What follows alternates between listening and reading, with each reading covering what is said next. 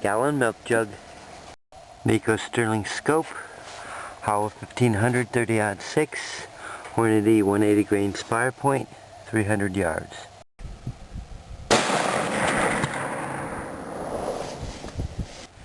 Do you imagine how that would screw up a deer's day?